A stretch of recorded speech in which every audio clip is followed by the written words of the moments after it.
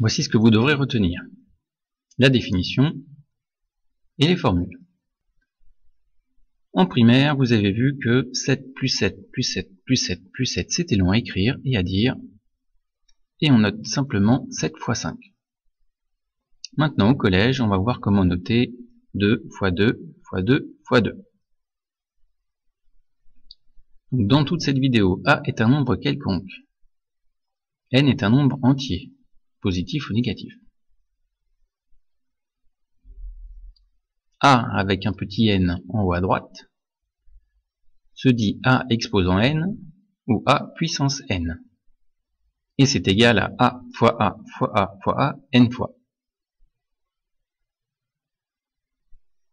Par exemple, 2 puissance 4, c'est 2 fois 2 fois 2 fois 2. On répète 4 fois le facteur 2. Moins 7 puissance 3, c'est moins 7 fois moins 7 fois moins 7.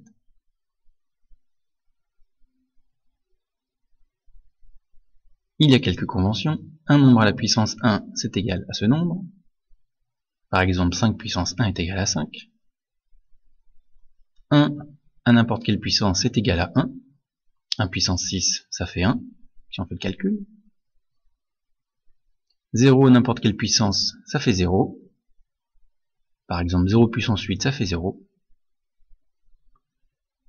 Et pour que les formules marchent correctement, n'importe quel nombre à la puissance 0 est égal à 1.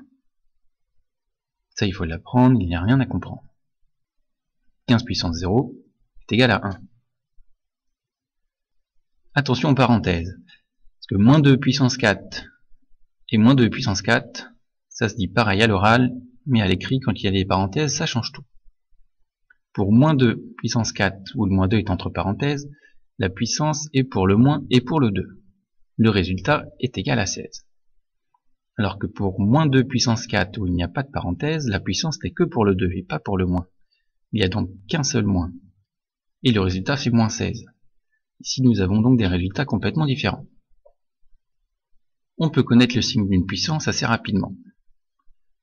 Pour 3 puissance 4, il n'y a que des nombres positifs, le résultat est donc positif.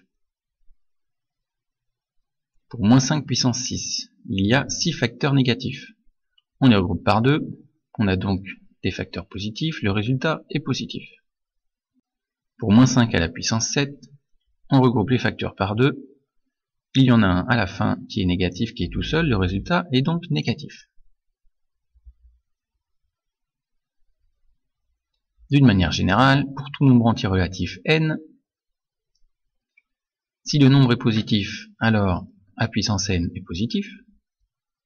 Mais si le nombre est négatif, alors si la puissance est paire, le résultat est positif. Si la puissance est impaire, le résultat est négatif.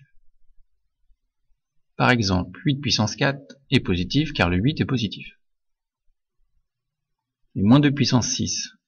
Le moins 2 est négatif, on regarde donc la puissance. 6 est un nombre pair, donc moins 2 puissance 6 est positif. Pour moins 3 à la puissance 9, moins 3 est négatif, donc on regarde la puissance. 9 est un nombre impair, donc moins 3 à la puissance 9 est négatif. Il y a quelques formules à connaître. Pour la suite, A et B sont des nombres quelconques. N et P sont des nombres entiers relatifs. Premier exemple pour découvrir la première formule. 4 puissance 3 fois 4 puissance 2, c'est égal à 4 puissance 3, 4 fois 4 fois 4, multiplié par 4 puissance 2, 4 fois 4. On obtient un produit que l'on peut noter 4 puissance 5. Avec un 3 et un 2, on obtient un 5. On remarque qu'il y a juste à additionner. 3 plus 2, ça fait 5. Appliquons cette méthode à l'exemple suivant. 2 puissance 6 fois 2 puissance 4. On additionne le 6 plus le 4, donc le résultat est 2 puissance 10. D'une manière générale, quand on a un même nombre avec 2 puissances, le résultat est égal au nombre avec la somme des puissances. Un second exemple pour découvrir une seconde formule. 7 puissance 5 sur 7 puissance 3, quand on détaille tous les calculs, ça nous donne cela. On simplifie les facteurs identiques au numérateur et au dénominateur. Il nous reste donc 7 fois 7, c'est-à-dire 7 au carré. Avec un 5 et un 3, comment obtient-on 2? On fait évidemment la soustraction. Appliquons cette méthode à cet exemple. 10 puissance 8 sur 10 puissance 3. On garde le 10 et on fait 8 moins 3. 8 moins 3, ça fait 5, donc le résultat est 10 puissance 5. D'une manière générale, a puissance n sur a puissance p est égal à a puissance n moins p. La puissance du haut moins la puissance du bas.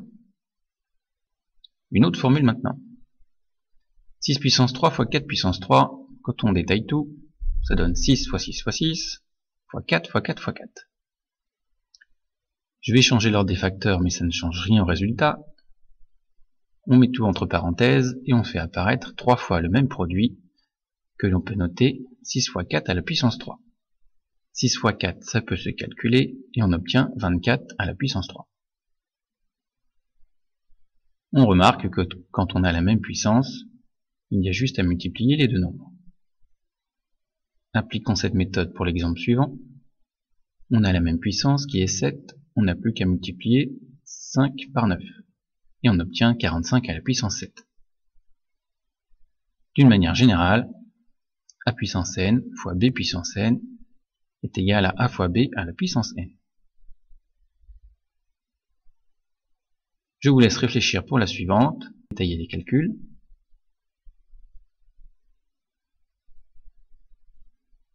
Vous devez trouver que c'est égal à 8 puissance 6. On multiplie le 2 et le 3 pour obtenir 6. Donc on a donc une formule pour une puissance de puissance, a puissance n à la puissance p est égal à a puissance n fois p. Attention, il n'y a pas de formule pour les cas suivants, des sommes de puissance ou des produits où le nombre ou la puissance ne sont pas identiques. Pareil pour les quotients. Il faut juste retenir les formules pour le cas que nous avons vu précédemment.